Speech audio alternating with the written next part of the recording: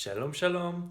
Hoy vos quiero hablar de falsos amigos entre el ladino y el castellano.